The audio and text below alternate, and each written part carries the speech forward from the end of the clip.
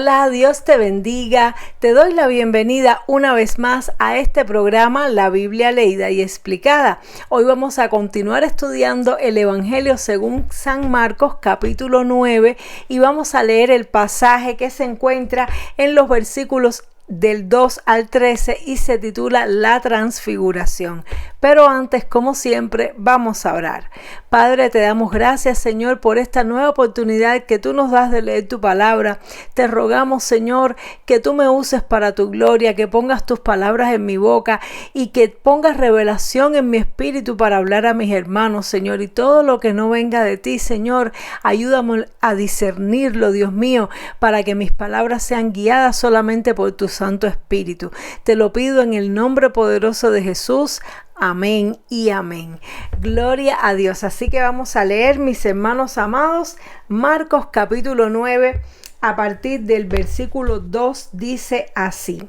6 días después, Jesús tomó a Pedro, a Jacobo y a Juan y los llevó aparte solos a un monte alto y se transfiguró delante de ellos, y sus vestidos se volvieron resplandecientes, muy blancos como la nieve, tanto que ningún lavador en la tierra los puede hacer tan blancos. Y les apareció Elías con Moisés, que hablaban con Jesús. Entonces Pedro dijo a Jesús: Maestro, bueno es para nosotros que estemos aquí y hagamos 3 enramadas, una para ti, otra para Moisés y otra para Elías, porque no sabían lo que hablaba, pues estaban espantados. Entonces vino una nube que les hizo sombra, y desde la nube una voz que decía: Este es mi Hijo amado, a él oíd. Y luego, cuando miraron, no vieron más a nadie consigo, sino a Jesús solo. Y descendiendo ellos del monte, les mandó que a nadie dijesen lo que habían visto, sino cuando el Hijo del Hombre hubiese resucitado de los muertos. Y guardaron la palabra entre sí, discutiendo qué sería aquello de resucitar de los muertos. Y le preguntaron diciendo: ¿Por qué dicen los escribas que es necesario que Elías venga primero? Respondiendo él les dijo: Elías a la verdad vendrá primero y restaurará todas las cosas. ¿Y cómo está escrito del Hijo del Hombre que padezca mucho y sea tenido en nada? Pero os digo que Elías ya vino y le hicieron todo lo que quisieron, como está escrito de él. Gloria a Dios. Entonces aquí vemos, mis amados hermanos, que ya Jesús estaba en esta etapa en la que ya empezó a anunciar y hablar de su muerte. Ya él empezó a preparar a sus discípulos para el momento de su muerte y su resurrección. Porque el ministerio de Jesús tuvo varias etapas. En una primera etapa, Jesús estuvo llamando y entrenando a sus discípulos, predicando, haciendo milagros, pero ya cuando se estaba empezando a acercar el momento en que él ya sabía que tenía que entregar su vida, él empezó a preparar los corazones de ellos. Pero vemos que los discípulos tenían muy poco entendimiento acerca de estas cosas. Les costaba mucho trabajo entenderlas porque el Espíritu Santo no moraba en ellos, sino que estaba Jesús con ellos. Por eso Jesús le dijo a sus discípulos que era bueno que Él se fuera para que nos enviara el Espíritu Santo, porque Él nos enseñaría todas las cosas y nos guiaría a toda verdad, porque el ser humano con su entendimiento entenebrecido por el pecado no puede entender las cosas espirituales, porque dice la Biblia que se han de discernir espiritualmente. Entonces vemos aquí que el pasaje comienza diciendo que Jesús tomó a Pedro, a Jacobo y a Juan. Es decir, estos discípulos de entre los 12 eran los más íntimos, los más cercanos a Jesús. Jesús tenía varios círculos de discípulos. Tenía probablemente lo que llamamos los 70, que fueron los que en una ocasión envió a predicar. Luego tenía los 12, que fueron los que escogió para establecer su iglesia. Pero dentro de los 12, él tenía a 3 que eran los más cercanos, que era precisamente a los que Jesús quería confiarles una mayor responsabilidad dentro del pueblo de Dios. Y están por orden de importancia, porque normalmente en la Biblia, cuando se menciona una lista de nombres, siempre se menciona por orden de jerarquía, por orden de autoridad y de importancia. Entonces vemos que primero dice a Pedro, luego a Jacobo y Juan. Jacobo y Juan, los hijos de Zebedeo, eran hermanos. Y estos tres hombres fueron los hombres que Jesús escogió, que estaban más cerquita de su corazón. Entonces, a estos hombres Jesús le quería dar una revelación especial. Él quería mostrarse a ellos en su gloria, quería mostrarles el mundo espiritual, porque ellos veían a Jesús, pero lo veían como un hombre más, lo veían como un ser humano. Veían que hacía milagros, se quedaban asombrados por las palabras que decía, por las cosas que hacía, y ellos sentían ese impulso, ese anhelo de seguirle, pero todavía ellos no habían entendido a plenitud que Jesús era más que un hombre, que Jesús es el Hijo de Dios hecho hombre. Y Jesús quería enseñarles esta verdad, y Él quería impregnarles sus corazones con esta visión de la transfiguración. Y me llama la atención que no quiso Jesús enseñárselo a todos sus discípulos, sino solamente a estos. Y esto nos enseña que hay revelaciones que Dios no se la da a todas las personas. Dios escoge a quién manifestarse y a quién revelarse. Dios ama a todas las personas, pero Él está en su libre albedrío y en su potestad, en su soberanía, escoger cómo y de qué manera revelarse a cada persona. Entonces vemos que a estas personas, a estos discípulos, Jesús decidió mostrarse a ellos desde un punto de vista espiritual. Les quiso mostrar lo que había dentro de él, el mundo espiritual. Y entonces dice que cuando Él se los llevó a ese monte para ellos estar a solas, y eso nos da la importancia también de lo bueno que es buscar a Dios a solas, porque aunque nosotros vayamos a la iglesia, a la congregación, que es muy bueno, es vital, importantísimo para un cristiano orar y congregarse con los hermanos de la iglesia, pero también es muy importante tener tiempos a solas con Dios, porque cuando nosotros buscamos a Dios a solas, el Señor va a tener tratos especiales con nosotros. El Señor nos puede revelar cosas y se va a manifestar a nosotros de maneras que tal vez no lo va a hacer en medio de la multitud. Entonces, esto es un principio muy importante. Jesús, cuando Él estaba buscando esa revelación, ese contacto íntimo con el Padre y con lo espiritual, Él se apartaba siempre de la gente y se iba a solas a un lugar apartado, a un monte, a un lugar a orar. Por eso es muy importante que nosotros también tengamos ese hábito y desarrollemos el hábito de tener intimidad a solas con Dios, no solamente en grupo, no solamente en familia, sino a solas. Entonces vemos que acá, cuando Él se los llevó con Él, probablemente Jesús solía orar en este lugar, dice que cuando Él se reveló a ellos, sus vestidos, es decir, la ropa de Jesús, se transformaron en una ropa blanca, muy, muy blanca. Y esto es una cosa muy interesante, porque esto nos hace entender que la ropa no es algo solamente de esta vida terrenal, porque a veces pensamos que la ropa, como sabemos que la ropa surgió cuando Adán y Eva pecaron, que se cubrieron con hojas de higuera y Dios les cosió túnicas les hizo túnicas de pieles de animales. Pensamos que ahí surgió la ropa, pero cuando vemos las visiones celestiales que han tenido las personas, la mayoría de las personas que tienen visiones celestiales ven que en el mundo espiritual las personas usan, es decir, los seres usan vestiduras, y suele ser todo blanco, suelen ser vestiduras blancas y resplandecientes, es decir, no solamente son blancas de color blanco, sino que tienen luz, que emiten luz, y por eso se ven más blancas todavía. Y entonces dice que Jesús se mostró a ellos con sus vestiduras celestiales, se mostró a ellos espiritualmente, y por eso lo veían así, tan blanco, tan lleno de luz. Probablemente hasta su rostro cambió.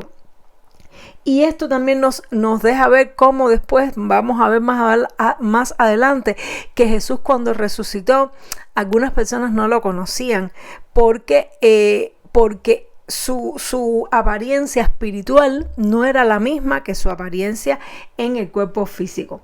Entonces dice que además les apareció Elías con Moisés que hablaban con Jesús. Y esto es algo muy interesante porque precisamente tanto Elías como Moisés, Elías fue llevado al cielo en un torbellino. Elías no tuvo una sepultura pues como todos los seres humanos, sino que él fue como digamos de cierta manera, uno de las primicias de lo que es el arrebatamiento de la iglesia, porque fue rescatado, fue arrebatado por los ángeles de Dios en un torbellino y fue llevado hasta el cielo.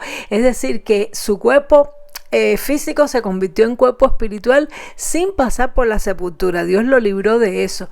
Y en el caso de Moisés, sabemos que Moisés murió, pero que el cuerpo de Moisés también fue llevado por Dios y fue, en este caso la Biblia lo que nos dice es que fue sepultado y fue escondido. ¿Para qué? Para que el enemigo no lo encontrara, para que no convirtieran el cuerpo de Moisés en un objeto religioso y para que no hubiera idolatría ni un culto alrededor del cuerpo de Moisés, porque como Moisés podía ver y hablar con Dios cara a cara, pues su cuerpo estaba lleno de poder y lleno de gloria.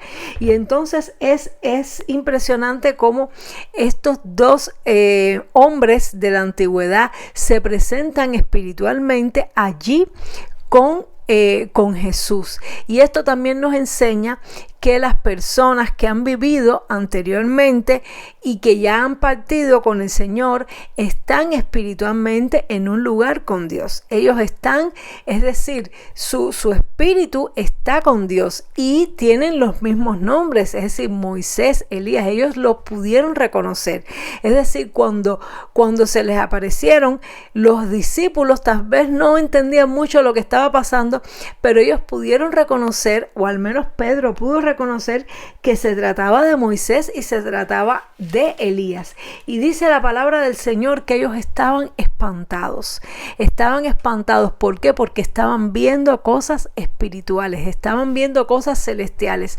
Y nosotros los seres humanos, como ya no estamos habituados, porque perdimos esa capacidad de ver lo espiritual, recordemos que la Biblia nos enseña en Génesis que antes de la caída, cuando Adán y Eva estaban en el huerto del Edén, dice que Dios se paseaba por el huerto y conversaba con Adán y Eva y ellos le podían ver. Es decir, Adán y Eva estaban habituados a poder ver tanto el mundo físico como el mundo espiritual. Sin embargo, con la caída, una de las cosas que sucedió es la ceguera espiritual.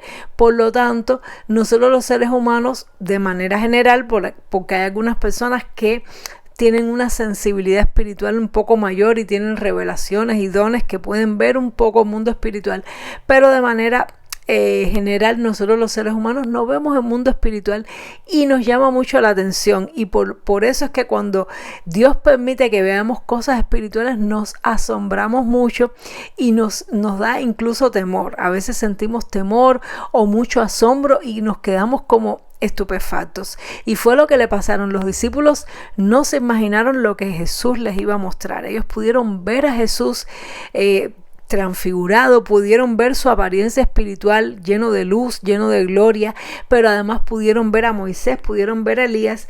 Y entonces dice que Pedro habló y se le ocurrió una brillante idea. Dice que se le ocurrió hacer unas enramadas, que es como decir, como si fueran unas tiendas hechas con ramas para que pudieran morar, para que pudieran estar allí. Es decir, que Pedro, siempre tan impulsivo, siempre tan activo, él no se podía quedar tranquilo contemplando la gloria de Dios. Él quería hacer algo, él quería participar, él quería servir en aquel momento, pero no era momento de hacer, no era momento de participar ni de trabajar, era momento de contemplar a Dios. Era momento de estar en su presencia y de escuchar lo que Dios tenía que decir.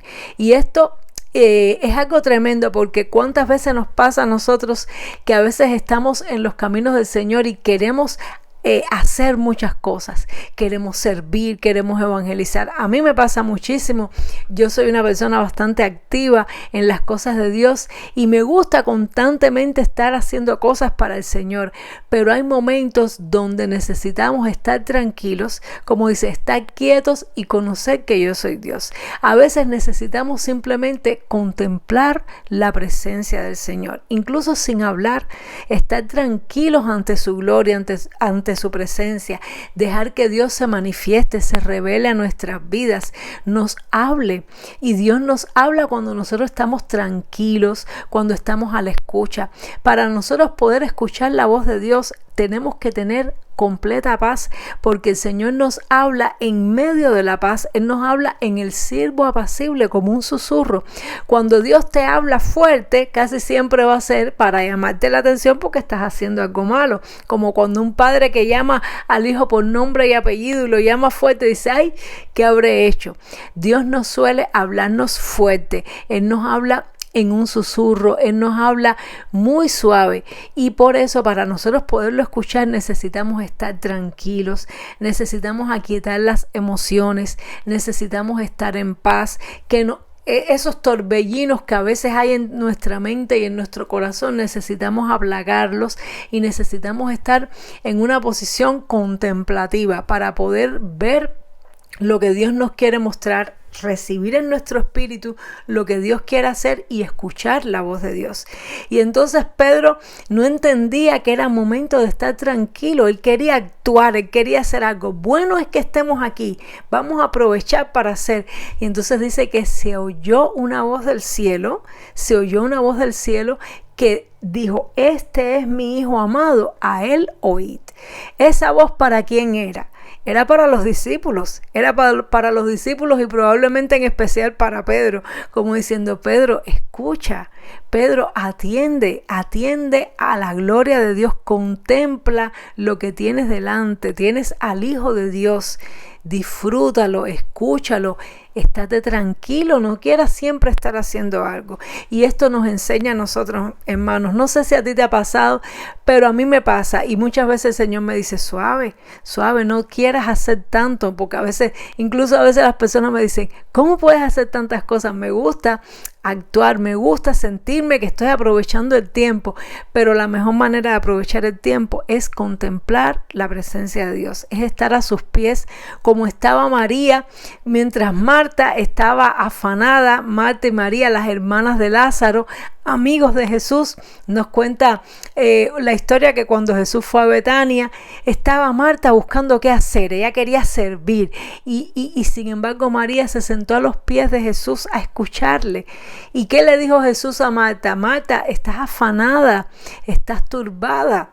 Sin embargo, María escogió la mejor parte. Entonces, que tú y yo aprendamos de esta historia también a buscar esos tiempos con el Señor. Buscar: Señor, ayúdame a buscarte a solas, ayúdame a apartarme del ruido de la sociedad, de tanta gente, las interrupciones, las notificaciones constantes que nos están llegando. Ayúdame a apartarme de todo eso y a tener un tiempo contemplativo donde yo pueda escucharte, donde yo pueda recibir lo que tú me quieres mostrar, recibir lo que tú me quieres decir, porque eso es muy bueno, eso es muy importante y edifica nuestras vidas. Y entonces dice que después ya pasó el momento de la visión, ya después ellos miraron y ya no vieron a más nadie sino solo a Jesús. Es decir, fue solo un momento. Pedro pensaba que se iba a pasar toda la noche ahí con Moisés y con Elías, pero fue solo un momento. Por eso esos tiempos con Dios hay que aprovecharlos, porque a veces es solo un momento donde Dios se va a revelar, donde Dios te va a dar esa visión, donde Dios te va a dar esa palabra. Y si no estamos preparados con nuestro corazón dispuesto para escuchar y ver lo que Dios nos quiere decir, se nos puede ir en momento. Entonces dice que ya después estaba Jesús solo, y cuando descendió con ellos del monte, ya había pasado el momento, pues entonces Jesús les dijo que no le contaran a nadie esto. Jesús no quería que otras personas supieran lo que ellos habían visto. Les dijo: todavía, hasta que después que yo resucite de los muertos. Y esto es tremendo, porque esto nos enseña que en ocasiones hay cosas que Dios nos muestra y Dios nos revela, pero no es para que la digamos al momento. No solamente tenemos que recibir la revelación de Dios, sino que tenemos que saber cuándo decirla, porque hay personas que creen que todo lo que recibimos de Dios hay que decirlo, y entonces tienen un sueño y ya salen por las redes sociales, tuve un sueño, y tienen una visión, tuve una visión, y vi esto y vi aquello, y a veces pues por estar contando las cosas fuera del momento, fuera del tiempo, fuera del lugar, pues dejan de cumplir el efecto que Dios quiere.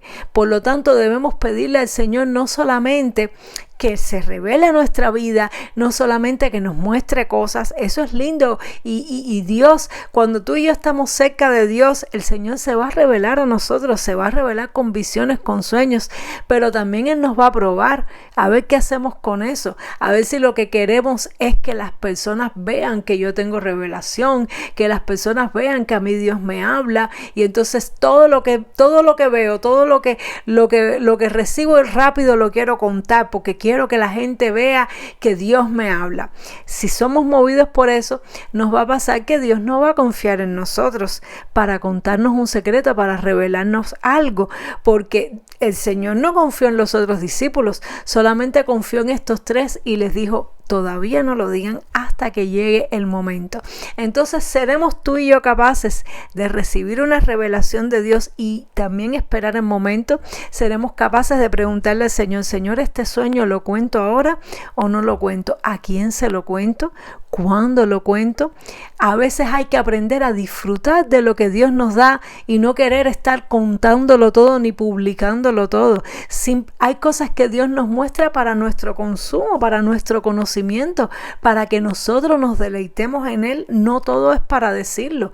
De hecho, la Biblia nos habla que, por ejemplo, hubo cosas que Juan vio en el Apocalipsis y que el ángel le dijo: no, esas cosas no las escribas. Eso, lo que dijeron los truenos, dice que él escuchó que los truenos, unas voces que decían los 7 truenos, y le dijo: no, eso no lo escribas, eso está sellado. Sin embargo, a Juan le dieron el privilegio de escucharlo porque Dios confió en él. Y también a Pablo, el apóstol Pablo dijo que él fue arrebatado no sabe si en espíritu o en cuerpo al cielo, y dice que vio cosas que no se le autorizaron decirlas. Hubo cosas que Dios le reveló a Pablo y le dijo: esto no es para que lo digas a nadie, ni siquiera lo dejó plasmado en la escritura, esto es para ti.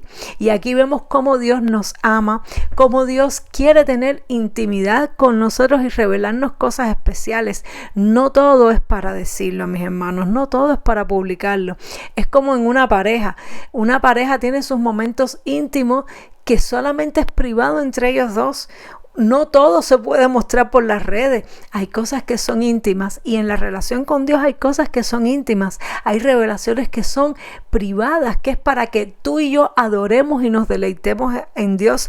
Hay mensajes, sueños que son para un tiempo, y a veces tenemos que saber tener la sabiduría de retenerlo para el tiempo correspondiente y no hablarlo hasta que no llegue el día y no llegue la hora correspondiente. Yo tengo un testimonio con respecto a eso. Recuerdo que el año pasado, aproximadamente en el mes de junio, Dios me dio una palabra. Dios me dio una palabra y yo la anoté, y el Señor me dijo: esta palabra es para cuando vayas de misión a Cuba. Y la misión iba a ser en finales de octubre, y Dios me dio la palabra en junio, y yo anoté la palabra y la retuve, la guardé, no la dije por el canal, no la prediqué, la retuve hasta el tiempo que Dios me mostró.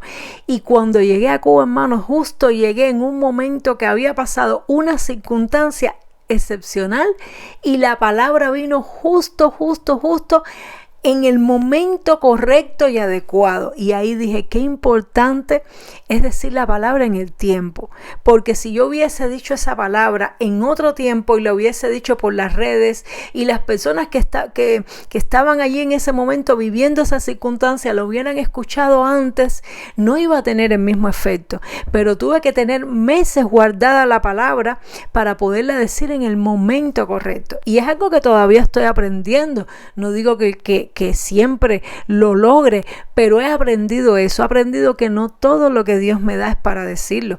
Hay veces que estoy preparando un mensaje o estoy preparando una clase y Dios me da mucho más contenido que el tiempo que tengo para predicar, y a veces digo, Señor, pero ¿cómo digo todo esto en tan poco tiempo que me dieron? Y el Señor me dice, es que no lo tienes que decir todo, hay cosas que te las revelo para ti, para que tú las sepas, para que tú las conozcas y tú te deleites en ellas. Ahora solamente vas a decir esto y esto, lo demás es para ti. Y yo le digo, wow, gracias Señor, gracias porque tú me amas, porque tú me revelas cosas lindas y es para mí, para mi intimidad, y eso tenemos que aprender a disfrutarlo, porque mis hermanos, vivimos en una época donde todo el mundo lo quiere decir todo y lo quiere publicar todo. Nadie puede retenerse algo, nadie puede recibir una revelación y quedársela. No, todo hay que decirlo en las redes. Todo el mundo tiene que saberlo todo. Todo el mundo tiene que verlo todo. Fui aquí, me tiro una foto, la pongo. Fui allá, me tiro... Hermanos, eso no es bueno. Eso no es bueno. Dios es un Dios que tiene intimidad y que no todas las cosas las muestra para publicarlas. Entonces, si tú y yo somos personas que lo queremos decir todo y lo queremos publicar todo, ¿saben qué va a pasar? Que Dios no nos va a revelar ciertas cosas. ¿Por qué? Porque no vamos a ser personas confiables para recibir revelaciones de Dios. Qué importante es esto y que estamos aprendiendo a través de esta palabra. Es decir, el Señor les dio un tiempo para el cual ellos tenían que dar contar lo que habían visto y no lo podían contar antes, y ellos fueron fieles. Sin embargo, dice que ellos no entendían y decían, ¿cómo es esto de que va a resucitar de los muertos? Es decir, en su mente no podían entender, por más que Jesús les dijera que Él tenía que morir, ellos no lo podían entender. Ellos no podían entender la parte de la muerte de Jesús, porque ellos lo veían tan lleno de vida, tan lleno de gloria, haciendo milagros, sanando, que ellos decían, esto tiene que ir de más en más hasta que reine en toda la tierra. Y no entendían que Jesús tenía que morir y resucitar, y por mucho que Él se los dijera y se los anunciara, su mente no lo quería aceptar, porque a veces hay cosas que nosotros no las queremos aceptar porque tenemos un pensamiento preconcebido, y en esto tenemos que tener cuidado porque son sesgos. Eso se llama en psicología sesgos. A veces tenemos la mente sesgada. Yo no diría a veces, diría siempre tenemos la mente sesgada, pero tenemos que pedirle al Señor, Señor, quítame esos sesgos, abre mi mente para entender tu palabra, para que yo pueda recibir lo que tú me quieres decir, porque esos sesgos nos impiden muchas veces recibir la revelación de Dios. Esos sesgos son como ese vino viejo que está en un odre viejo y que no puede el vino nuevo echarse en odre viejo, porque dice la Biblia que se rompe. Y entonces a veces nuestra mente está limitada por ideas preconcebidas, por sesgos que nos impiden recibir lo que Dios quiere decirnos y lo que Dios quiere manifestarnos, porque pensamos que las cosas tienen que ser así, tienen que ser de esta manera, y no siempre es así. Por ejemplo, un tema muy vigente, el tema del arrebatamiento de la iglesia. Hay personas que dan por hecho 100% de que no vamos a ver el anticristo, de que no vamos a ver nada de eso, que solamente el Señor nos va a llevar y después que va a pasar todo. Pero la realidad es que la Biblia dice que el día y la hora no la sabe nadie. Y cuando tenemos una mentalidad así como rígida, pues entonces eso nos impide que estemos abiertos. Y si no es como yo estoy pensando, y si el Señor permite que veamos algunas de las cosas que pensamos que no vamos a pasar por ello la iglesia, entonces claro, si tenemos la mente cerrada con que tiene que ser así, pues entonces pasa todo esto de las falsas profecías, todo esto de las personas poniendo fecha porque creen que no podemos pasar a otra etapa. Primero tiene que ser así porque Dios lo tiene que hacer así. Dios hace las cosas como Él entiende, cuando Él entiende, y nosotros como seres humanos en parte conocemos. Por eso, aunque tenemos ideas de las cosas que van a acontecer, siempre tenemos que dejar una oportunidad en nuestra mente para que tal vez las cosas no sean exactamente como nosotros nos imaginamos que van a ser, porque entonces no vamos a ver las cosas cuando sucedan. Entonces las cosas van a suceder a nuestros ojos y ni cuenta nos vamos a dar. Y es precisamente lo que pasa aquí. Los discípulos le dijeron, pero Señor, no dicen que tenía que venir Elías primero. Es decir, los discípulos habían sido enseñados que antes de venir el Mesías, primero iba a tener que venir Elías. Y eso estaba anunciado en el Antiguo Testamento. De hecho, me llama muchísimo la atención y lo he marcado acá para leerlo, que precisamente el Antiguo Testamento, los últimos versículos del Antiguo Testamento, terminan anunciando al Elías que iba a venir. Esto es algo tremendo, como la Biblia, siendo un libro que escrito por distintas personas, vemos una mente detrás de la Biblia, vemos un hilo conductor, porque hay una diferencia de aproximadamente 400 años entre el último libro, que es Malaquías, y luego el comienzo de esta nueva etapa del Nuevo Testamento. Incluso el Nuevo Testamento se escribe un poquito después de la muerte y resurrección de Cristo. Por lo tanto, fueron más de 400 años. Y justo los dos últimos versículos del Antiguo Testamento, que los voy a leer, que es Malaquías capítulo 4, versos 5 y 6, son los dos últimos versos de la Biblia. Dicen: he aquí, yo os envío el profeta Elías, antes que venga el día de Jehová grande y terrible. Él hará volver el corazón de los padres hacia los hijos y el corazón de los hijos hacia los padres, no sea que yo venga y hiera la tierra con maldición. Y así termina el Antiguo Testamento. Y luego, cuando nosotros vamos a ver en Lucas, por ejemplo, que es un evangelio que se escribe cronológicamente, vemos que la primera historia que cuenta Lucas es cuando se anuncia el nacimiento de Juan el Bautista. ¿Quién era el Elías que había de venir? Era Juan el Bautista. Y por eso fue que Jesús le dijo: pero os digo que Elías ya vino, e hicieron todo lo que quisieron con él, como está escrito. Es decir, que a Elías lo maltrataron, y no es que vino Elías en persona, sino que vino Juan el Bautista en representación de Elías, con el espíritu de Elías. Es decir, no es que tenía Elías dentro, sino con la misma actitud, con el mismo poder de Elías, porque ya Elías vivió una vez. Elías no va a reencarnar, porque la reencarnación no es una doctrina bíblica. La Biblia dice que está establecido para los hombres que vivan y mueran una vez, y después de esto el juicio.